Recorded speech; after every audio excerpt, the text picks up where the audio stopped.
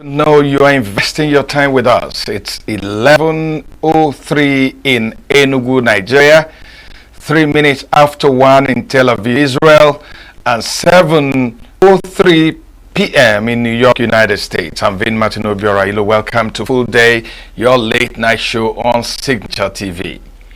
Tonight, correspondent Uche Owaji-Williams brings us up to speed with developments in Rivers State, Nigeria.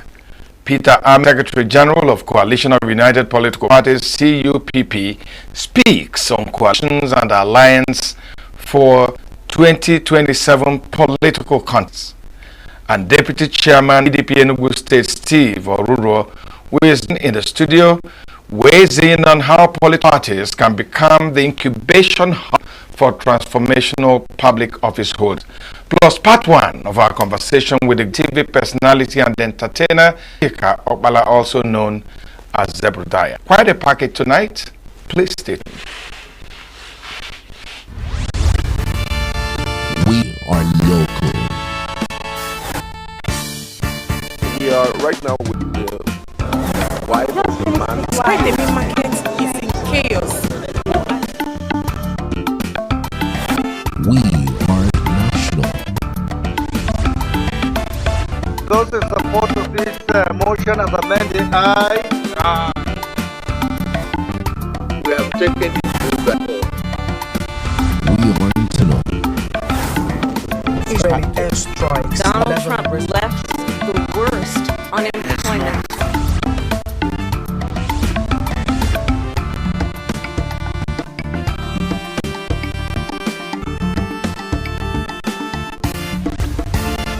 Signature TV news in your pocket.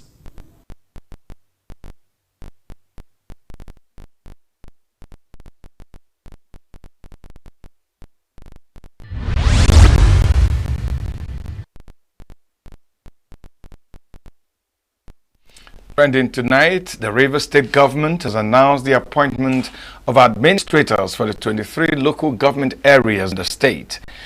The decision approved by the administrator of Rivers State, retired Vice Admiral Ibok Ete Ibas, also includes the reconstitution of boards of agencies, commissions, or statutes that had earlier been suspended. According to the statement by the Secretary to the State Government, Professor Ibibia Warika, to take effect from Monday, April 2025. This development hours after our Federal High Court scheduled April 14-5 to hear a suit filed by human rights lawyer Courage Ovu of Pilot Center Education Initiative. Ovu is seeking to hold the appointment of government administrators in the state. The administrator also has approved the appointment chairman and members of the Rate Independent Electoral Committee. According to the statement, new RSIEC man, Dr. Michael Ekbode, will work with 6 members and 4 professors. Correspondent Uche Owaji-Williams will be joining us on Zoom very soon.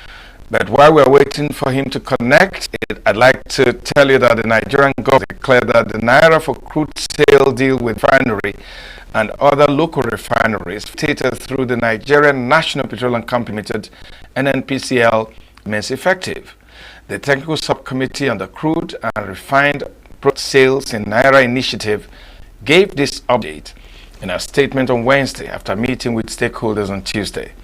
The committee clarified that the Naira for crude deal is not a temporary or time-bound intervention, but a key policy directive designed to support sustainable local refining, bolster security, and reduce reliance on foreign exchange in the domestic market. The committee added that issues encountered in the implementation of the Naira deal are being addressed through coordinated efforts. And also trending tonight, U.S. President Donald Trump on Wednesday said he would temporarily lower new tariffs on many countries even as he raised them further on imports from China in a sudden reversal that sent U.S. stocks sharply higher. Trump said he would at the same time suspend targeted tariffs on other countries for 90 days to allow time for U.S. officials to negotiate with countries that have sought to reduce them. Trump's announcement came less than 24 hours after steep new tariffs kicked in on imports from dozens of trading partners. The new trade barriers have hammered markets, raised the odds of recession, and prompted retaliatory responses from China and the European Union. At the White House, U.S. Treasury Secretary Scott Bessent said the stock markets did not factor into the president's decision and is a negotiating strategy. Trump said he would raise the tariff on Chinese imports to 125% from the 104% level that took effect at midnight, further escalating a high-stakes confrontation between the world's two largest economies. And we saw the successful negotiating strategy that President Trump implemented a week ago today. It has brought more than 75 countries forward to negotiate. It took great courage for him to stay the course until this moment. And what we have ended up with here, as I told everyone a week ago, they're in this very spot, do not retaliate and you will be rewarded. So every country in the world who wants to come and negotiate, we are willing to hear you. We'll go down to a 10% baseline tariff for them, and China will be raised to 125 due to their insistence on escalation. Verifying reports of Chinese nationals being captured in Ukraine.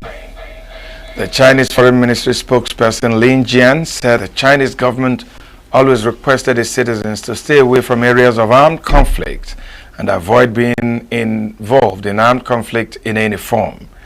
In response to a question that Ukraine has evidence of Chinese soldiers being present in the war, Lin emphasized that the statement is groundless, as he urged Ukraine to correctly view China's efforts in seeking political solution. Ukrainian President Volodymyr Zelensky said that Ukrainian forces had killed 2 Chinese men fighting for Russia in eastern Ukraine, potentially threatening a fragile peace effort in the 3-year-old war. And joining us from Port Harcourt is our correspondent in Port Harcourt who wants to weigh in on developments in Rivers State. Hello, are you with me? Yes, I hear you. Oh, William, can you tell us what is actually happening in Rivers State? I mean, we hear that the administrator has appointed administrators in the local governments, has disbanded or has reconstituted the Electoral Commission, and has appointed a number of people to various boards. How are people in Port Harcourt and Rivers State receiving this movement? Yes. The sole administrator, retired Iba Ekaite, has appointed the sole administrators of the 23 AGS in Rivers State. Prior to the appointment, some people went to the court injunction, expert injunction to stop the sole administrator or make any appointments. But we wake up this morning, Wednesday, to see the approved directive. He has appointed sole administrator on the 3 AGS. Went ahead to appoint the RESEC commissioner and members as well. Then later, he appointed again the appointment of the Civil Service Commission, State, and the LGS. So the state is very disturbed, with mixed reactions, because people are actually seeking redress. The question the legality and the constitutionality of the sole administrator, where he derives the power to actually do appoint those the ones he appointed. So the state, I'm speaking like a citizen now, as a member of the masses. We are worried and we are concerned because we are trying to understand the constitutionality of the whole appointment, because it was never part of the deal. William, the presidency.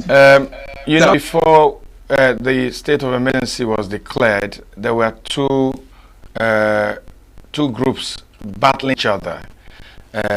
Those that were governor and those that were with the House of Assembly, also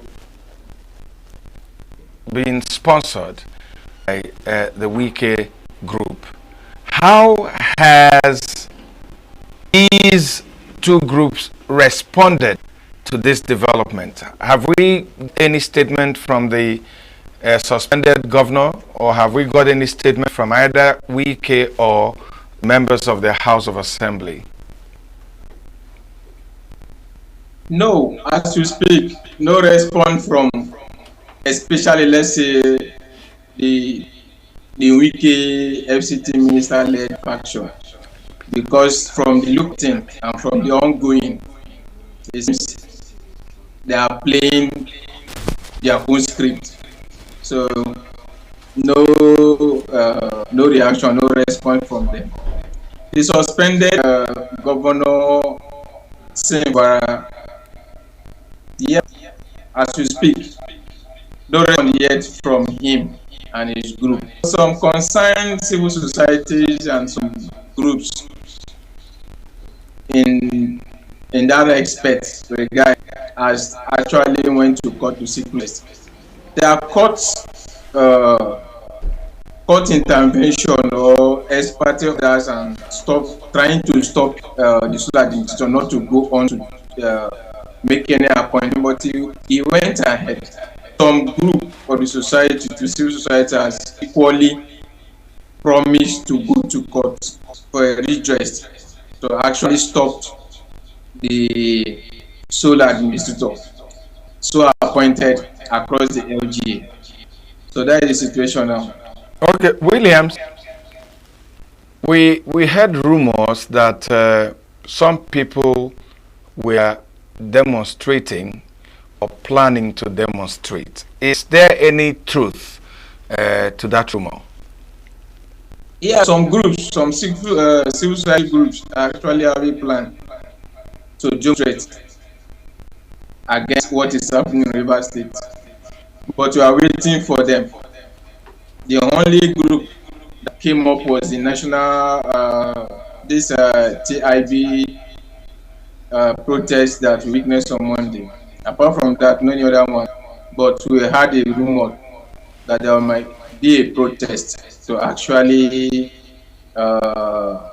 launch their displeasure to what is happening in Rivers State. Yeah, we are expecting that.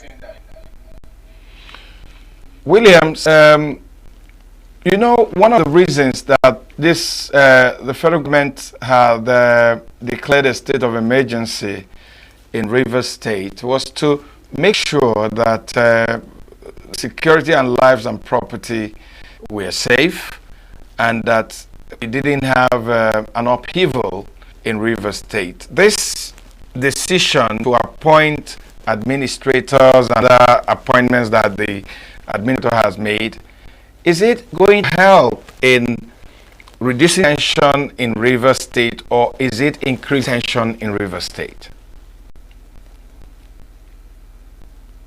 Yes, we will say, but we are very happy. The citizen, I'm not speaking for or holding brief for either the FCT faction nor the suspended Governor Fubara. But what the Rivers State now, the mass are actually enjoying, is because seeing Fubara as this quiet nation, this peaceful disposition. So he has been wishing for peace all this while. Otherwise, this is a drum for war. Let's put it that way. It should have been war in Port Harcourt by now. But the same faction seems to keep quiet about all that is happening in Rivers State. No one from that faction has retaliated. No reactions, no violence, any sort from it. Everybody was stay calm while we watched what is unfolding, because he always preached peace, that everybody should be calm, everybody should be calm. So actually, the peace appointment or declaration of emergency would actually trigger violence than actually making peace, because we all know there was no arms of violence in Rivers State. It's just a matter of political indifference, political interest, who control the resources, and all of that. So there was no war elected. So okay, Williams, thank you so much for weighing into this development in Rivers State. That was our correspondent in Port Harcourt, William Uche Owaji. We'll take a break. When we return, I'll be joined by Steve Oruruwa, who is the Deputy Chairman of PDP in Enugu State. Don't go away. Every second, every minute, every day, news is breaking. Events occur and there are new developments. At Signature TV, we follow these stories objectively, bringing all sides with bias, explaining the complex issues, breaking down the numbers, and investigating the issues behind the news. Anywhere and everywhere, near or far, wherever the news is, we will be there. Signature TV. News in your pocket.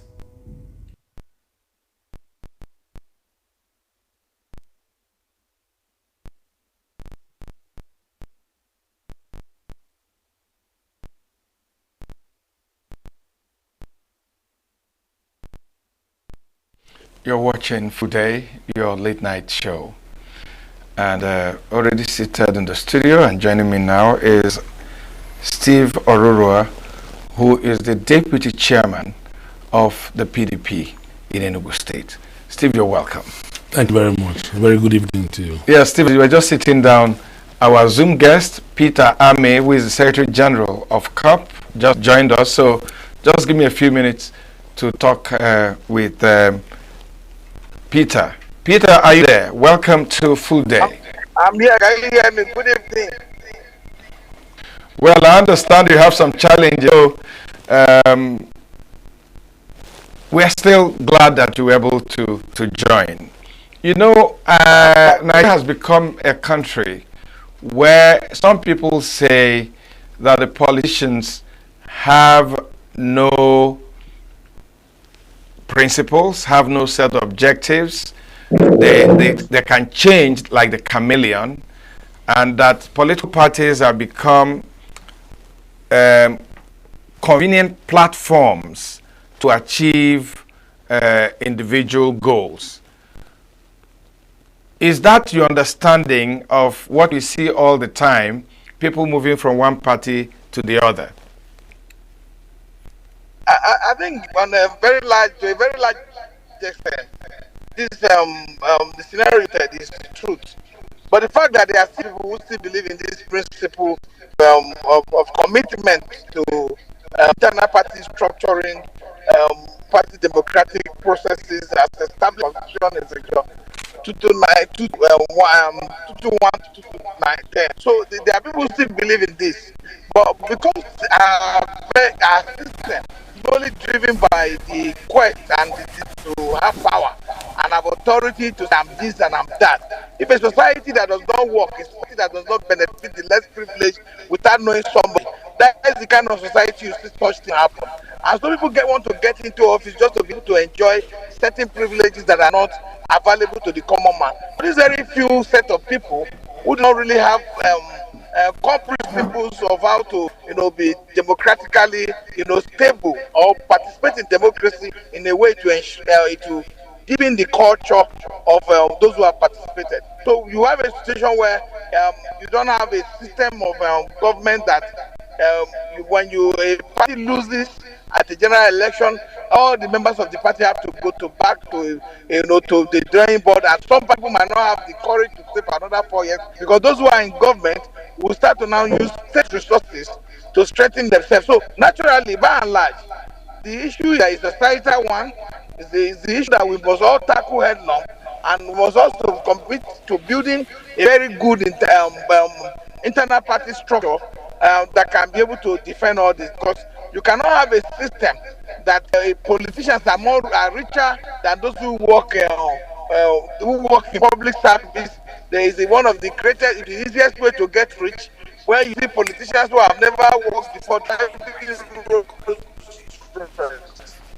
So this challenge is part of the issue. Political party just a step with an opportunity to get to power. But if you look at it very well, it is meant to be able to bring service to the people. It is meant to be able to bring representative democracy to the people. It is meant to be able to develop the constituencies and districts that have been established by our constitution. It's me to the topic we are looking at tonight, which has to do with coalitions and alliances for 2027 politics. Basically, people are leaving their old political parties, and El-Rufai is one perfect example. Some people say because he didn't get a ministerial position, because he's been sidetracked, because he has lost in the power game. He's now leading, a campaign for a new political party to challenge the ruling party. Do you think that what drives these politicians really is the good of the common man or the good of Nigeria? Or is it this coalitions and alliances, are they just based on pecuniary individual interests? A lot of people, look, for me, I want to be fair. I wish any Verify's ministerial appointment today with the Tinubu administration, he will be here struggling with us in the opposition.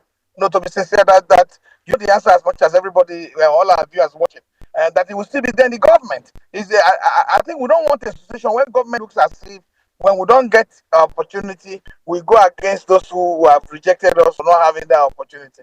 So, and that also play down on those who are very serious-minded, who have committed themselves to opposition politics. Politics is just, people want to be able to call it all sorts of names to dim the definition of what politics is. Politics is a means of trying to engage the society, through dialogue, through whatever means is possible, to make them see you as somebody who can represent the interest of the larger populace, and then do things in the interest of the general populace. So if you have a situation where people get aggrieved and use the masses as a pattern to fight their own struggle, and when they get aggrieved and when they are in power, they develop table manners, it's not going to be good for our democracy. It's not going to. And if you look at it, there are a lot of people who don't believe in him. There are a lot of people. I used to believe in him. I saw what he did in Abuja. But with the kind of character that people are now developing in this process, we at least want to so much doubt to see whether this. But there are not still many people who still want that this opposition coalition you are seeing, it is for the best interest of our democracy. It is for the best interest of our own people, because you can never have a system that works perfectly when you have one party dominating 90% of the society.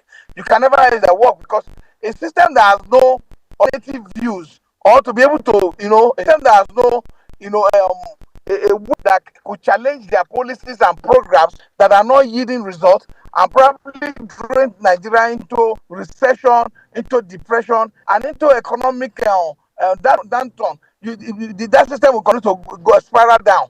So, but if you have an opposition system that works, or a coalition that have come together for the better interest of the people, not for the purpose of capturing power like the APC have done in 2015 and today. I was going there in 2014, leading us into 2015. We saw the creation of that mega coalition of APC that became APC. And Nigerians were excited. And after the election and the party came into power, I don't think a lot of Nigerians have so much to say about the success of that coalition that gave birth to the APC. So what assurances do we have that if this coalition by any chance is able to capture power, that the lot of Nigerians will be better? Any assurances? I think I've seen candidates that have financial money management, because one of the greatest things that Nigeria suffers from is the waste of our resources, is the overbloated size of government expenditure, and we see people who have capacity to be able to handle such things. So this will be totally different. This is not about power capture. A lot of people have said that if you listen to a lot of the coalition members, some of them have said, look, they won't participate in this process if it's just about for the mere purpose of capturing power. So the key things for this one is that people have tested the previous people for 18 years. They have tested the other people now. By 2027, it will be 12 years.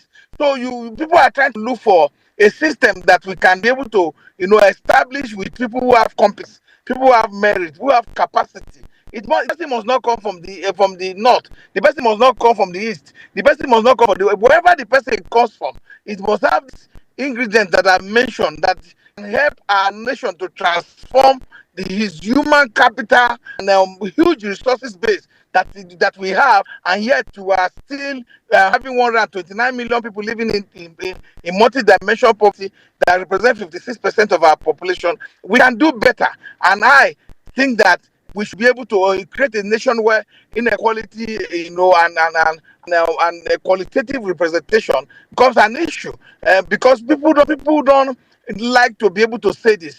It's a country that still determine divide its people between minority and majority can never have the kind of stable government that they need, because it is about the.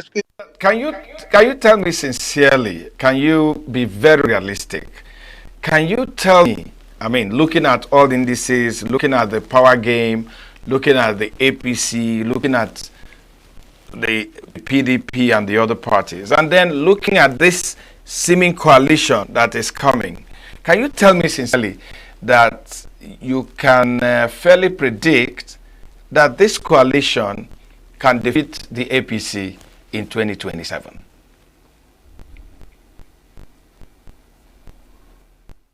That were put in place in 2023. If you look at what Obi did in the south alone, Obi scored down 44.5% of the vote cast in southwest, south and southeast. 44.5%. Bola Tinubu, who was coming from a political party that has all the apparatus of state, that has all the most majority of the governors and the rep, in the south scored 35.5%. The only reason Bola Tinubu became president, despite the rigging that they did, was because the north, where Atiku comes from, Atiku could not hold sway to be able to shut them down. So the majority of his vote came from the north, about 60% of the vote he got. And even in the north, between Kwankwaso and Obi got 15.2%. I've avoided not to say about people, but the truth is that if you put this data that I've mentioned together, and you support, because this is still supposed to remain in the south, we need to be strategic. Opposition to be strategic thinking going forward.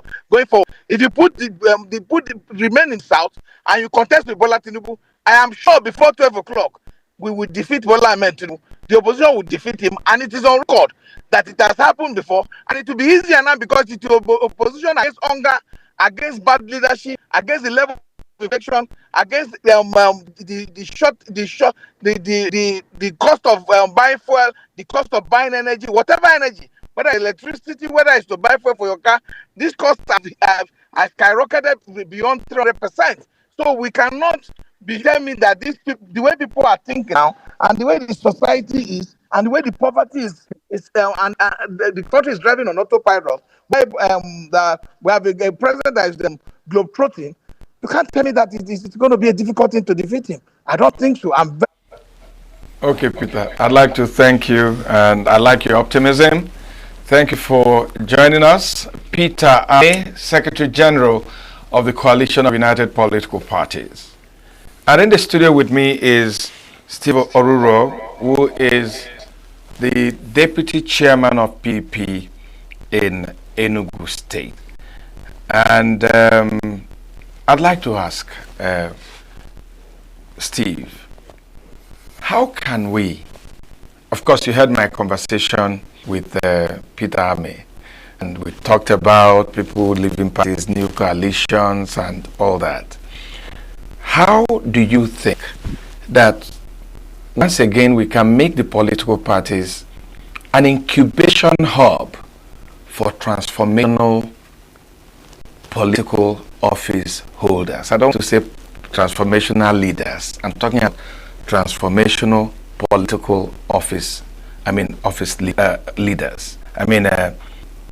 Political office holders. How can we make that happen? Honestly, I think I'm a bit concerned like you are, but I insist that it is possible that within rank and file of the party, we can create a hall that will churn out,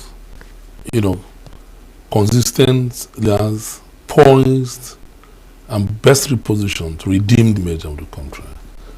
It has been almost a free fall, and I was wondering that as at 1923, when the NDP was formed, actually.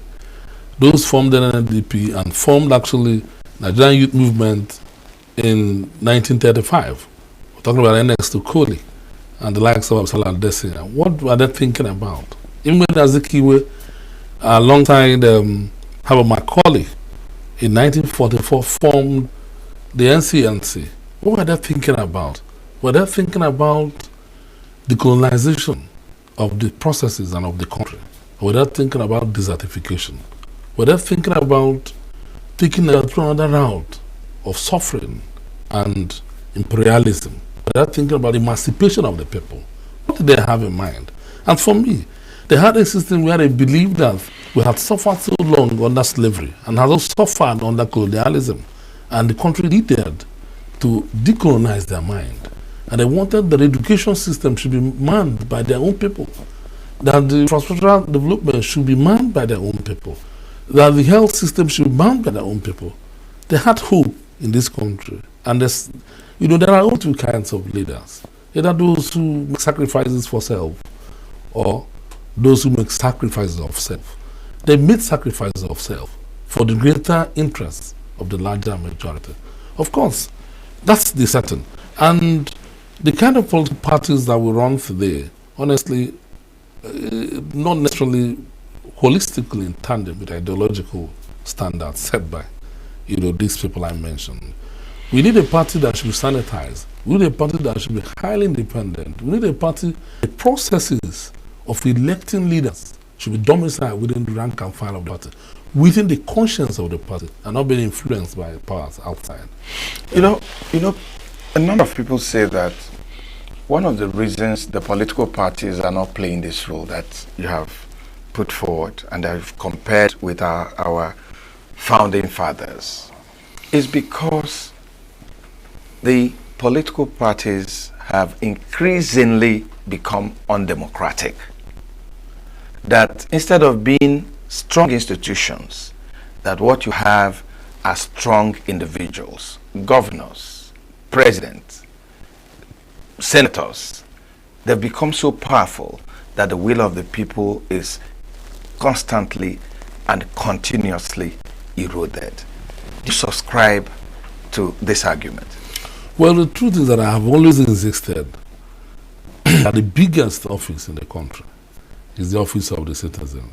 For it behoves on us to always be truthful, to be sincere, despite the positions we occupy, either in the party or in government. The truth is that our institutions are capitulating and strong men are germinating everywhere. Powerful people within and around government, a party, influence decisions that parties make. But then that calls, that demands a further analysis of whom the politician is. Because I do not believe in generalization. There are individuals that are wired to propagate kind of transition that will bring an atmosphere that is sanitized enough to incubate quality leadership. And such individuals are still within the party and within politics. So the question is, who is the Nigerian politician? Some view Nigerian politicians as a conflicted individual, split personality, capable of doing two different things that are opposed to each other. Some also feel that the politicians are kind of a set of an idle parasitic rent collecting or rent seeking class whose business is to propagate profligacy and corruption within the system. But I insist that within this space lies certain persons that have sacrificed a lot, that are willing, if given opportunity, to develop this country and make hard decisions that will not reflect the impediments that we have suffered. In a country where we have been set aback, we have gone through certain kind of deterioration of some sort under the watch or under the auspices of religious bigotry, ethnic chauvinism, ethnic profiling, identity politics, and unbridled corruption. But Steve, the idea of political parties is that it should be a platform for sieving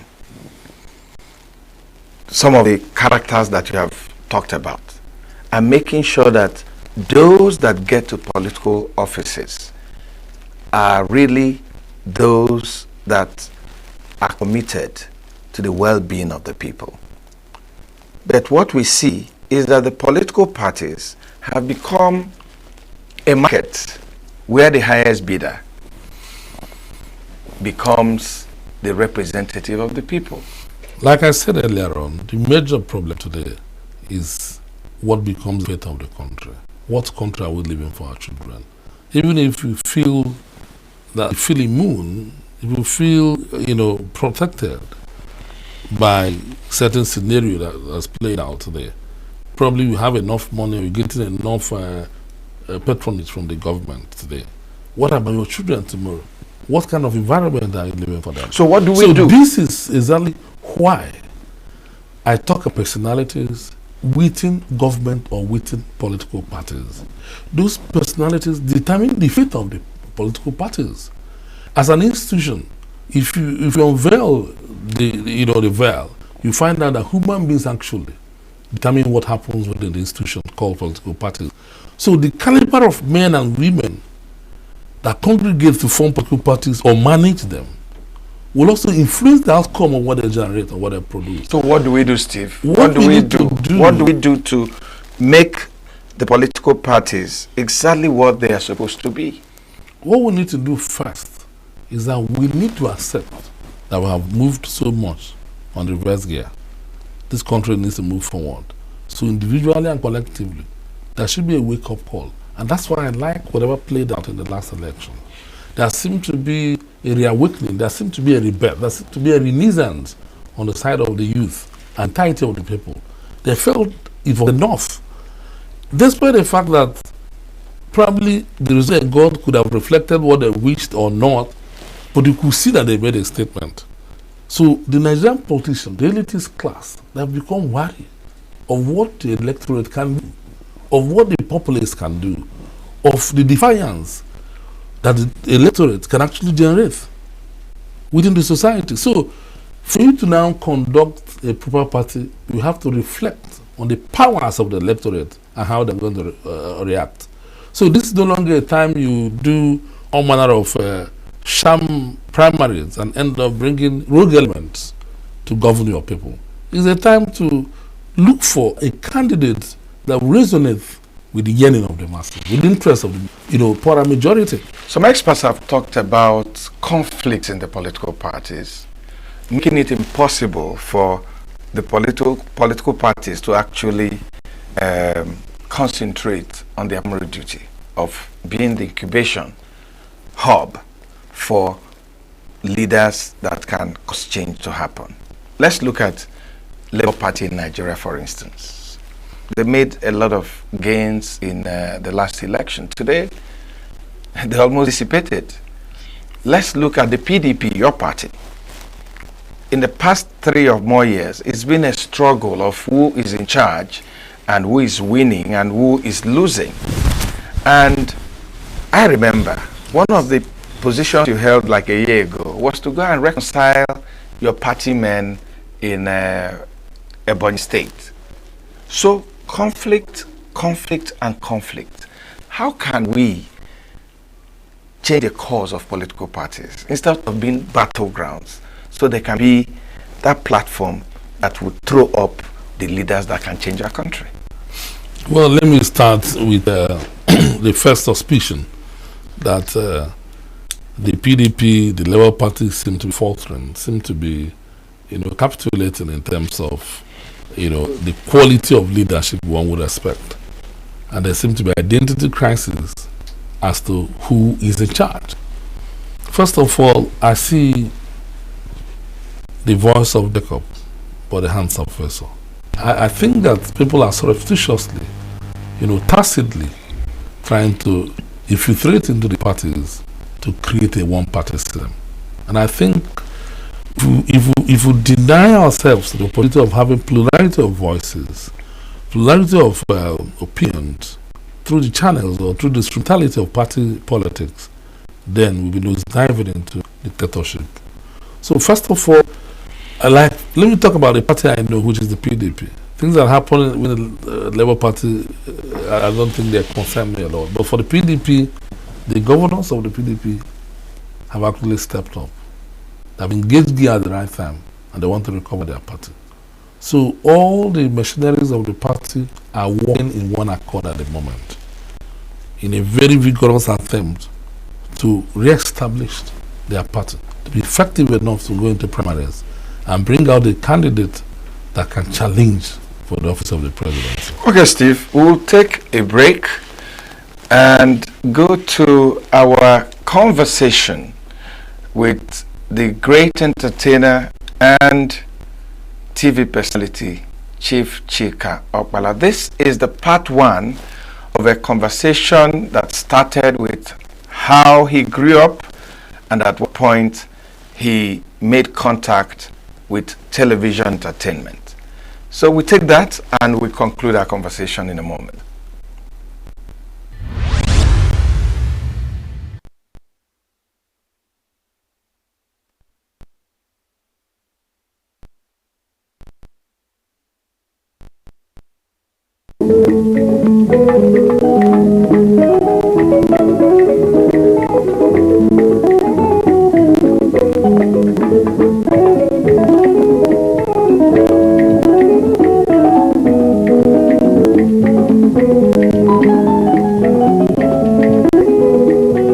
No go dive. Your mother come, my mother no come. Who be your mother? Please, woman. Shut up. Get away. Come, look, pretty well enough. Look at yeah, what am I here? What am I here in that place? Eh? Who? Until that long come. Ah! How are you? How are the old people? Oh, you're welcome. Sit down. My God, over there. Come over here, that coach. I took this out to cut the sauce. Immediately after the war. Good.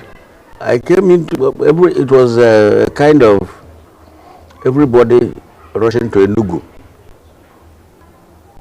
Anywhere you are, any vehicle you see, you go to Enugu, whether you have somebody there or not. That was how I came to Enugu. I didn't have any brother, I didn't have any sister, I didn't have anybody in Enugu. My senior brother was still in IMT, College of Technology, Enugu here, and he's trying to struggle to finish his OND at that time, OND. So I said, I cannot stay alone at home. I must do something.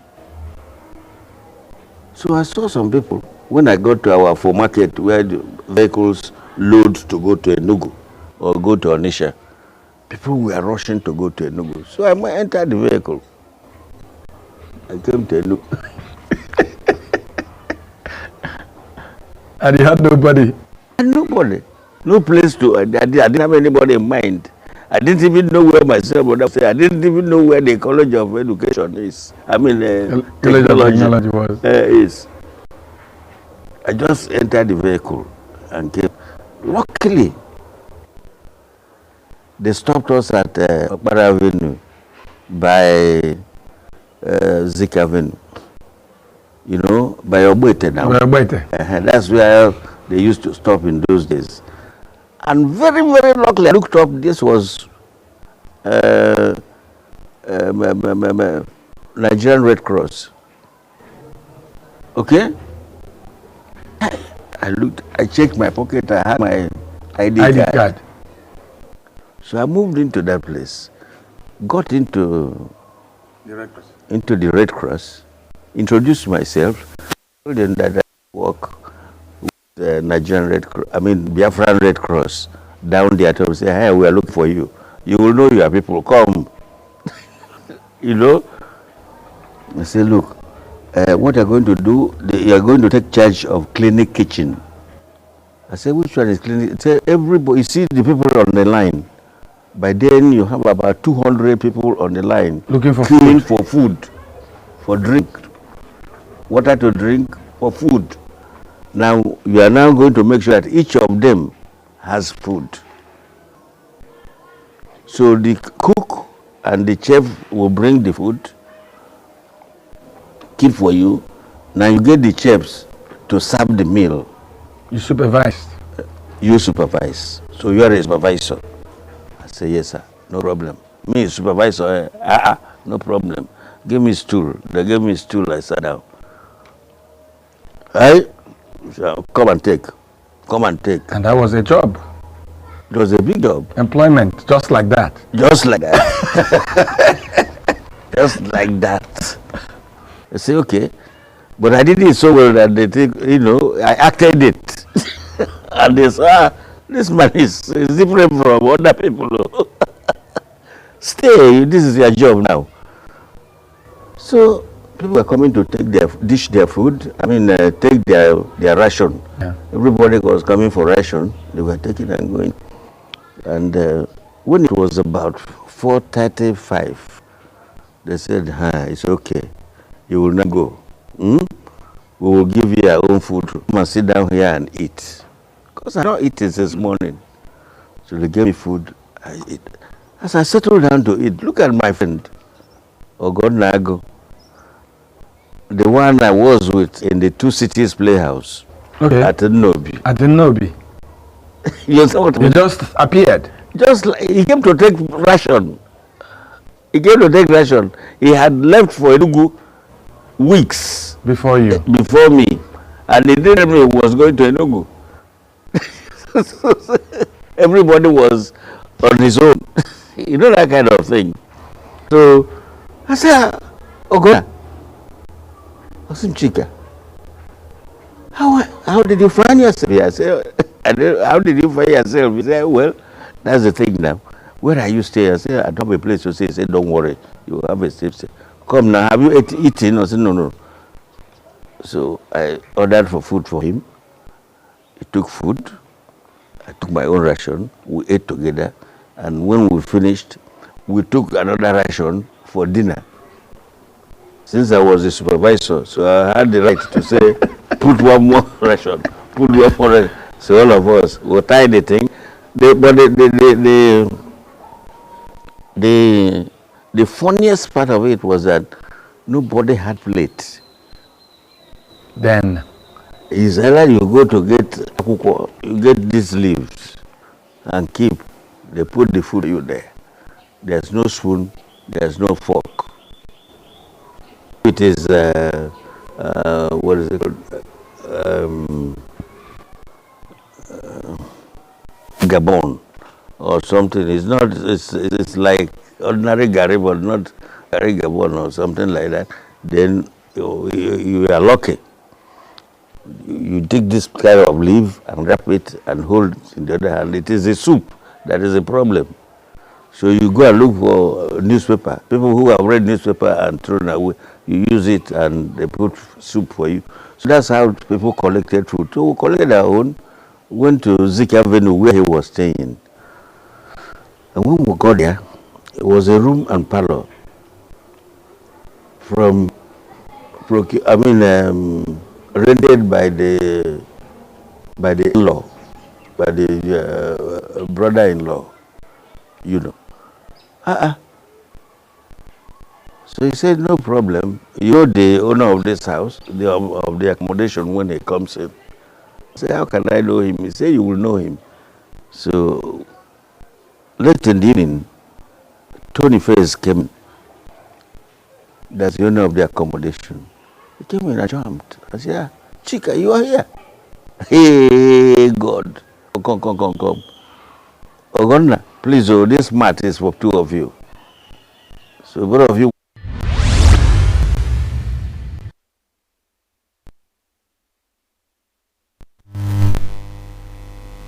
The great Zebediah Okorigwe Nwobo, Chief Chika Okpala. This part one. If you want to hear his entire story, then you need to stay with Full Day. And you can hear everything, how he even started producing the new Masquerade. I still have Steve Oruro in the studio. Steve, let's conclude our conversation. You've talked about how we could make some progress in making the parties what they should be. But it looks like there's constant opposition to this happening. The state governors, they have too much powers and they control the parties and decide the fate of everyone. Do you agree with some school of thought that for political parties to survive Nigeria, that we need to do something about the powers that the governors have? I don't agree. I don't even stage impossibility. I don't engage pursuit of, futility of some sort. Because the way party is structured, it goes in line with the leadership of the state, particularly when you have a governor who is of the party's extraction.